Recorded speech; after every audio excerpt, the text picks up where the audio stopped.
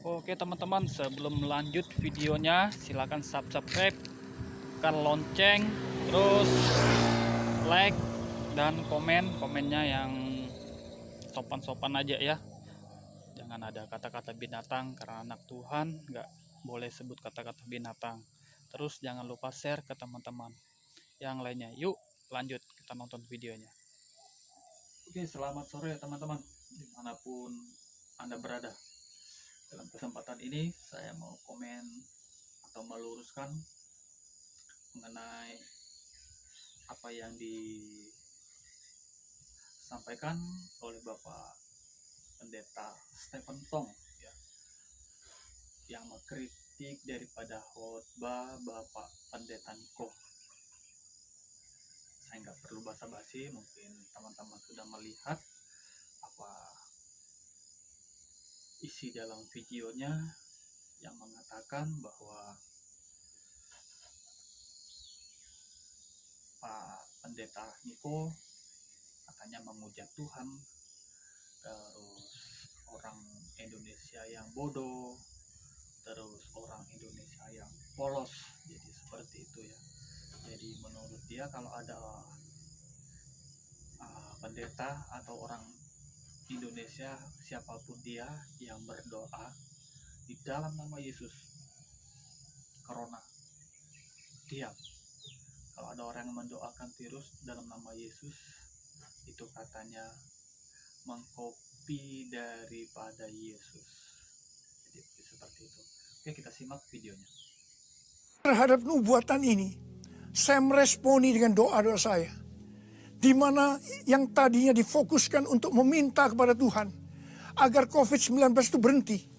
Tetapi sekarang Tuhan Yesus menyuruh saya untuk melakukan seperti apa yang telah dilakukan oleh Tuhan Yesus.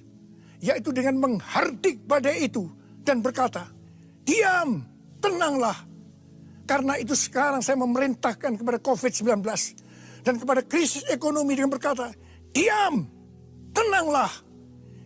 Termasuk yang 2 hari yang lalu, saya dengar pendeta yang besar di Indonesia yang berani mengatakan dia akan menghentikan coronavirus seperti Yesus menghentikan angin, tofan, dan ombak yang besar itu.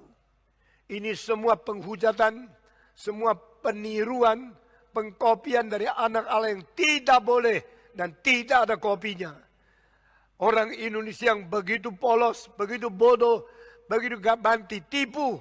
Sekarang bangunlah, sadarlah mulai hari ini. Jangan lagi mau ditipu oleh pendeta-pendeta yang palsu. Yang dari dahulu melalui keuangan menjadi perampok, sekali melalui nubuat menjadi pengkopi Yesus yang palsu. Saudara-saudara, jika apa yang mereka katakan tidak terjadi, mereka harus mati.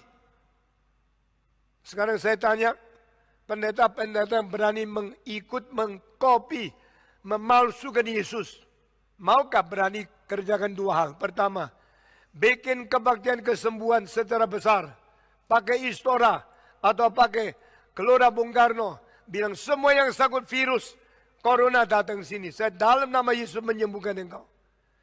Kenapa engkau tidak berani kerjakan itu? Hei, pendeta-pendeta di seluruh Indonesia, dengar kalimat pendeta Stephen Tong ini. Kalau engkau mempunyai kuasa Tuhan, kerjakan itu. Bikin kebaktian kesembuhan ilahi, suruh semua yang beriman datang. Yang coronavirus telah menjalar di dalam tubuh mereka, sembuhkan mereka. Saya akan melihat apakah kuasa Tuhan ada pada kamu. Pergi ke Amerika, hentikan 1 hari 100.000 orang mati. Karena engkau hamba Tuhan. Engkau sudah omong kosong berpuluh-puluh tahun. Karena engkau mengetahui yang sakit akibatnya cuma 2. Sembuh atau mati. Kalau engkau sembuh, kalau ada orang sembuh, bukan karena engkau sembuhkan. Karena memang penyakitnya bisa sembuh, maka engkau langsung mendapat anggota yang banyak. Ini cara perkembangan yang disebut penginjilan. Ini bukan penginjilan. Karena tidak memberitakan Kristus yang mati. Tidak memberitakan Yesus menanggung dosa. Tidak memberitakan Yesus mengganti kita dipaku di atas kayu salib. Ini bukan penginjilan. Kalau engkau berani lakukan ini, sekarang hari ini lakukan. Kedua, engkau berani tidak berani melakukan setelah pakai nama Tuhan. Oke, itulah tadi sekilas daripada cuplikan video dari Bapak Pendeta Stephen Tong, ya. Dalam kesempatan ini saya cuma mau kasih beberapa ayat aja ya untuk membenarkan dan meluruskan apa yang viral di medsos pada saat ini. Saya tunjukkan video ini kepada Pendeta Stephen Tong. Bapak Pendeta Stephen Tong, tolong dibaca kalau dengar ya, kalau lihat film saya, video saya ini, tolong ditulis dan dilihat di dalam Alkitab, yaitu Yohanes 14 ayat 12, 13, 14 kalau perlu sampai selesai ya. Kata-kata di dalam ayat itulah yang membenarkan daripada kesalahan yang Bapak viralkan atau yang Bapak khotbah mengatakan bahwa pendeta-pendeta di Indonesia menipu, ya. Itulah sedikit atau itulah satu ayat yang saya tujukan buat Bapak, supaya Bapak bisa sadar, supaya Bapak bisa mengerti. Karena di dalam video Bapak seakan-akan Bapak nggak percaya kalau mujizat itu ada di manusia yang dikehendaki oleh Allah.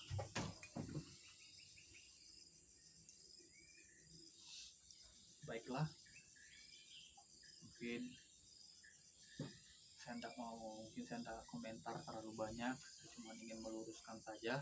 Tolong dibaca apa yang saya sampaikan tadi, Yohanes 14 ayat 12, itu yang dibaca dulu dan disinkronkan dengan ayat yang Bapak pakai, yaitu dalam ulangan pasal 18 ayat 20, itu disinkron di situ. Apakah cocok atau tidak? Takutnya ini kalau saya lihat daripada khotbah Bapak sepertinya senjata makan tuan, Pak.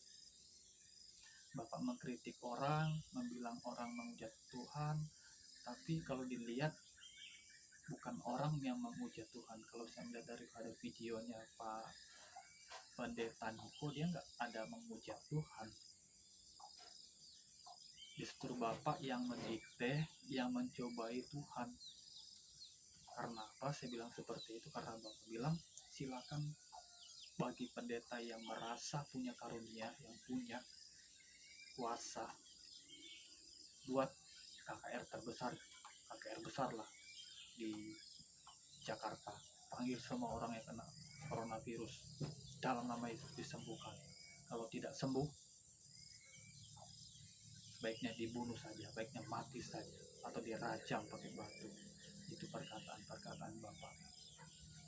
Jadi dalam kesempatan ini, tolong dipikir lagi Pak, dibaca ulang lagi, jangan gengsi. Memang Bapak sudah tua, Bapak sudah senior daripada pendeta-pendeta yang ada, tapi Tuhan tidak memandang orang muda, orang tua untuk melakukan sesuatu yang benar. Tuhan tidak melarang orang muda, orang tua untuk bertobat, minta maaf. Mungkin sekian dari saya. Semoga video ini bermanfaat bagi kita semua dimanapun kita berada. Shalom dari saya. Tuhan Yesus memberkati.